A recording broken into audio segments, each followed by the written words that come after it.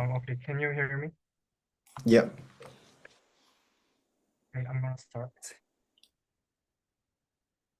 So hi everyone, I'm Jihwan from KAIST. Today I'm going to introduce the paper named by Quality of Rejection Matters, Preference Data Construction for Faithful Summarization. This is work I did during my master's program, and I wanted to introduce it since it's highly related to the human AI alignment. And the keywords are here: large language model, data quality, alignment, preference optimization, and summarization. This paper introduces a data construction strategy for training summarization models to reduce the hallucinations. So first, summarization is now a fairly standard feature across many large platforms we use, such as Apple, Samsung, and Amazon. On the left, there's a platform called Moonlight, which simply summarizes newly published archive papers in real time.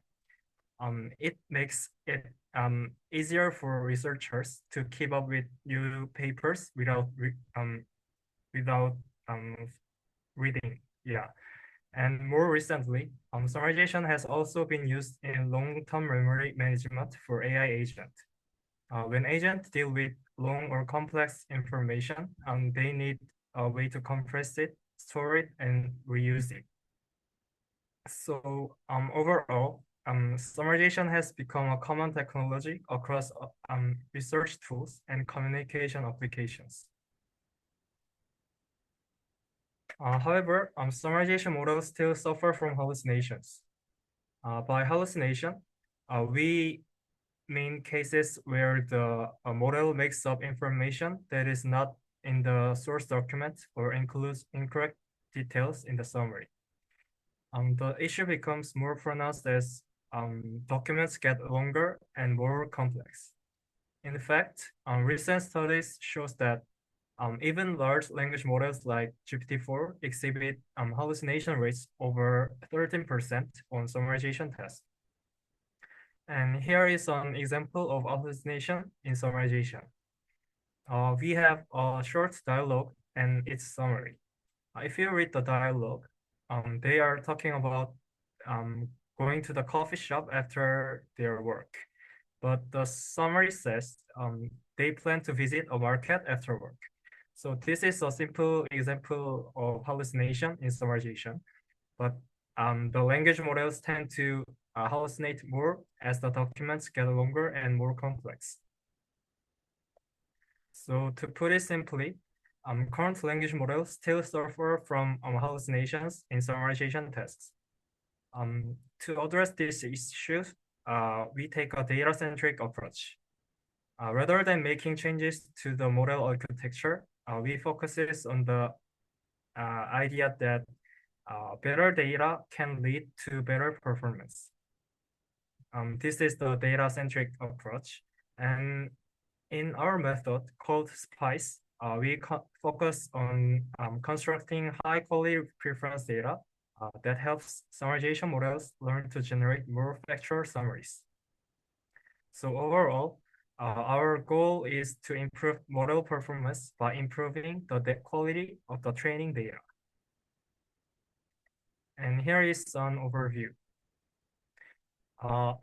The key limitation of current summarization model is that hallucinations increases as documents become more complex. In other words, the model output becomes misaligned with the source document in terms of factuality alignment. A common way to address this issue is preference optimization, where the model is trained to prefer a more factual summary, which we can call the chosen summary, over a less accurate one. We can call that one is the rejected summary. So our goal is to build summarization models that maintain low hallucination rates across diverse domains. To achieve this, SPICE takes a data-centric approach. Instead of modifying the model architecture, we focus on how to construct better preference data for training. And first, as some background, let me briefly explain what preference optimization is. Large language models are typically trained in 3 steps: pre-training, supervised fine-tuning, and finally, preference optimization. The preference optimization is the last stage where the model learns what kind of responses are considered better by learning preferences between different outputs. As illustrated in the figure here, you may have experienced that when we ask a question to the models like GPT, the model generates 2 candidates' responses and is asked to decide which one is better. The model learns from the relationship between the selected chosen response and the rejected one, and updates itself to produce responses more similar to the chosen examples in the future. So in this sense, preference optimization is a key step for aligning models with human preferences. And it also serves as an effective way to reduce hallucination. One representative approach to preference optimization is direct preference optimization.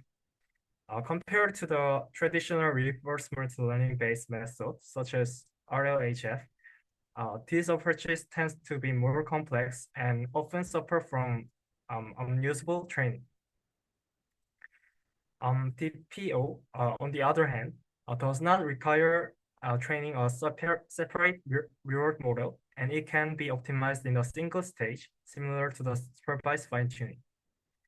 As shown in the equation on the right, the model is updated by directly comparing the log probability scores. The chosen responses is encouraged to receive higher score, while the rejected response is encouraged to receive a lower score. So because of this, DPO is simpler, more computationally efficient, and more stable in practice. For this reason, we use DPO as our training method.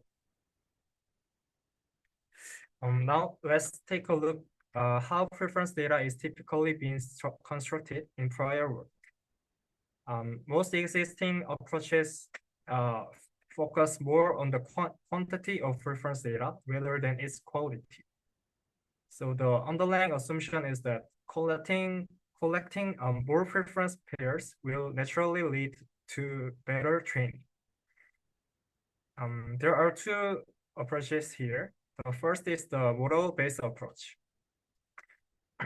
In this setting, a strong model, such as GPT-5, is used to generate the chosen summary, like here. And while a weaker model, like GPT-2, summarizes the same document to produce a rejected summary. And the second method is the reference-based approach. Here, after generating a chosen summary using GPT-5, the model is prompted with instructions like hallucinate the summary here to intentionally inject errors and create the rejected summary. So these are 2 ways to make the preference pairs. Yeah. And using these 2 approaches, prior work has been able to construct large-scale training data set for preference optimization. And this naturally leads to an important question. While the amount of data matters, what actually makes a high-quality rejected summary? So based on this question, we shift our focus from quantity to quality. And let me now discuss the quality-related limitations of existing approaches. In the model-based rejection setting, weaker models tend to produce rejected summaries that are still quite similar to the chosen ones. This is because both models are prompted by the same way, and even if there is a performance gap, a weaker model do not intentionally generate unreasonable summaries. Instead, they usually produce fairly plausible ones. So as a result, the factual difference between the chosen and rejected summaries are often very subtle, making it difficult for the training model to clearly distinguish between them and learn effectively. And on the other hand, reference-based approaches create rejected summaries by forcefully injecting hallucinations into the chosen summary. This often leads to overly simple and obvious errors. In such cases, the rejected summaries are too easy to identify, even using knowledge the model already has, which limits the amount of new learning signal they provide.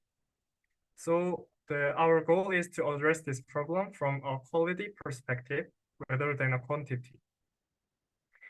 Specifically, we aim to construct high-quality reactions that are non-trivial and hard enough that the model cannot easily distinguish them, while still exhibiting clear factual differences from the chosen summaries.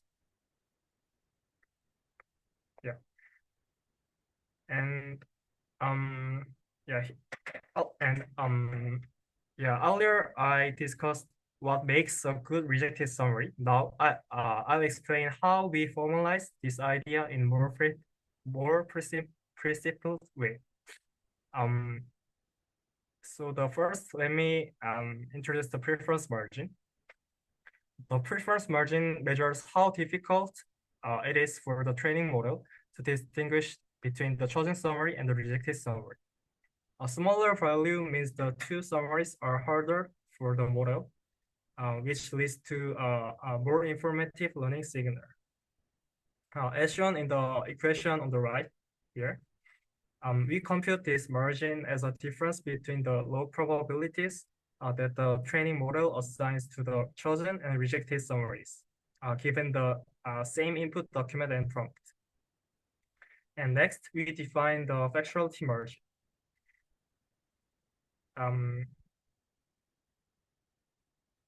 Factuality margin. This margin captures how factually different the rejected summary is from the chosen one, as judged by an oracle model. A larger value indicates a clear factual discrepancy between the two summaries, which makes the preference pair objectively more useful for training.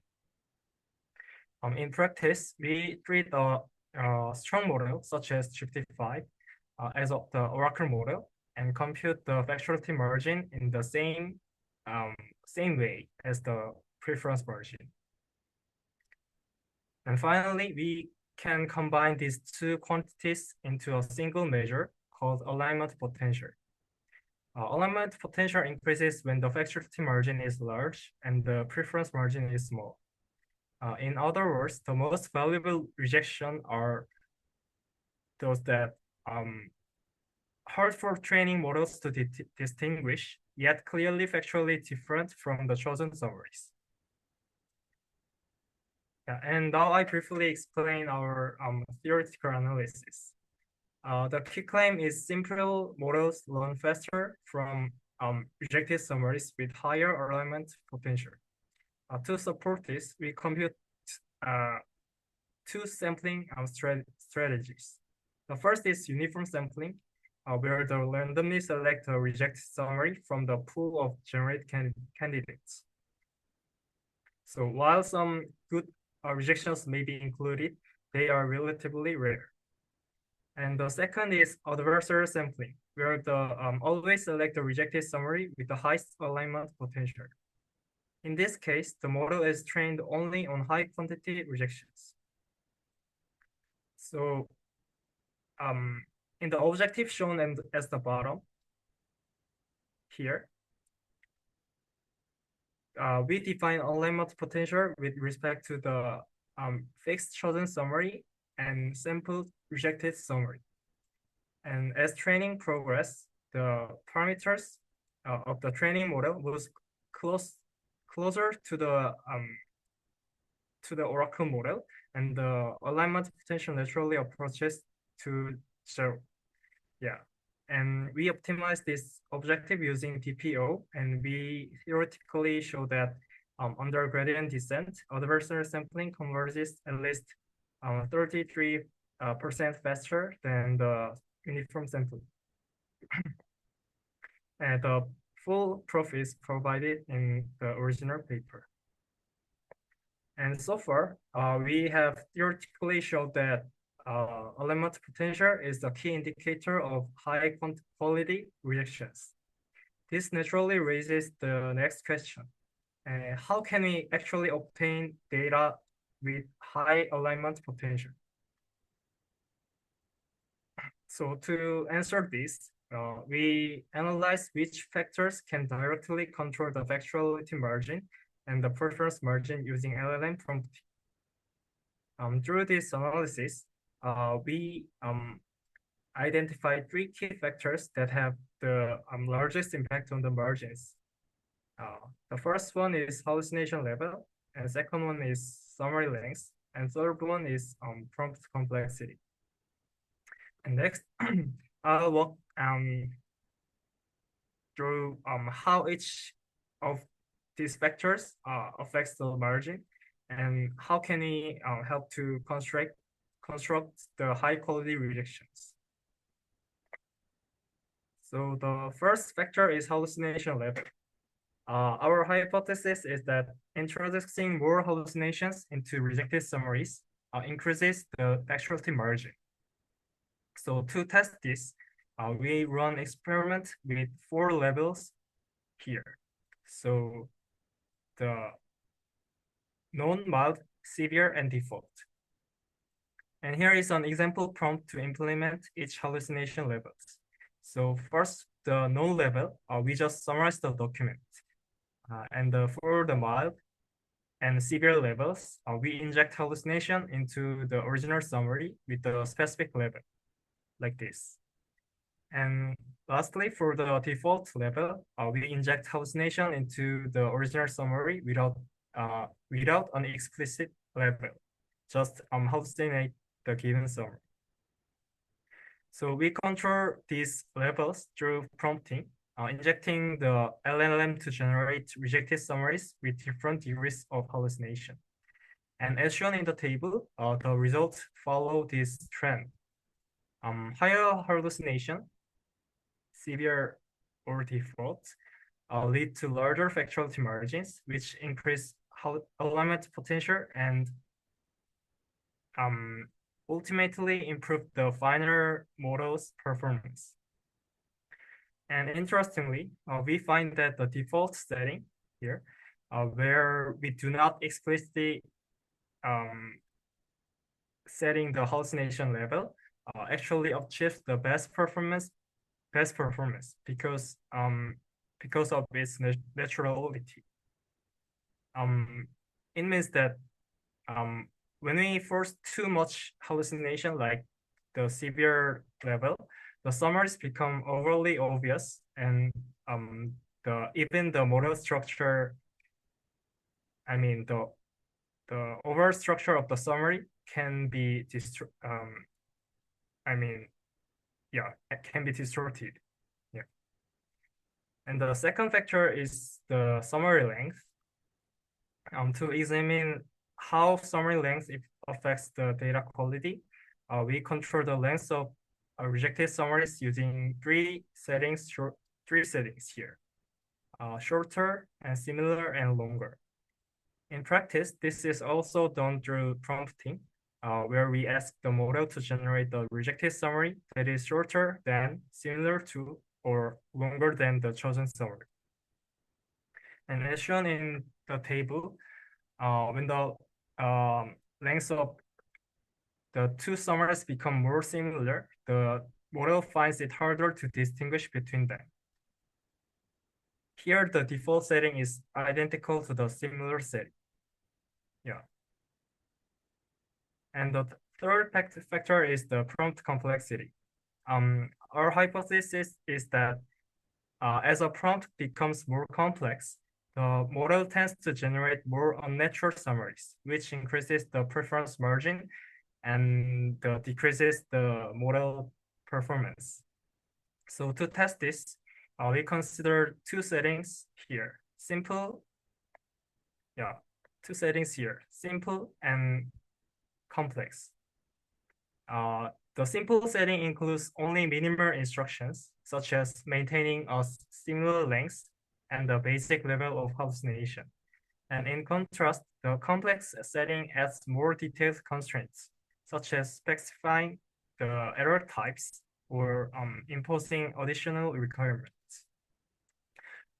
The table on the left shows how alignment potential changes as we incrementally add instructions from the simple prompt here to the final complex prompt here. So simple refers to prompts with only minimal instructions, while complex refers to the prompts that largest number of instructions.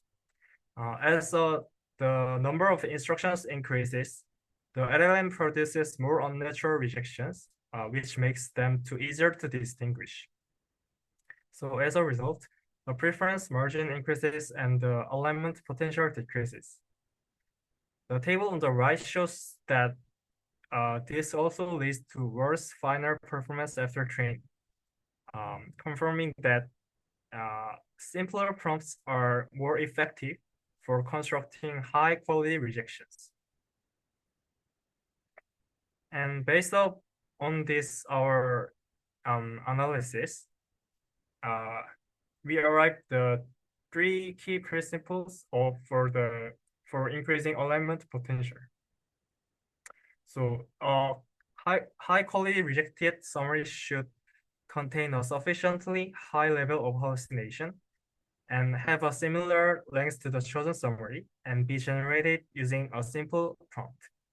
So building on this insight, we propose SPICE, which stands for the simple prompt for informative and constructive examples. So SPICE is a very simple yet effective prompting strategy designed to generate high quality rejected summaries. The actual prompt is shown below here. And now let me briefly describe our experimental setting. We conduct our experiments for the FieldSum dataset, which consists over the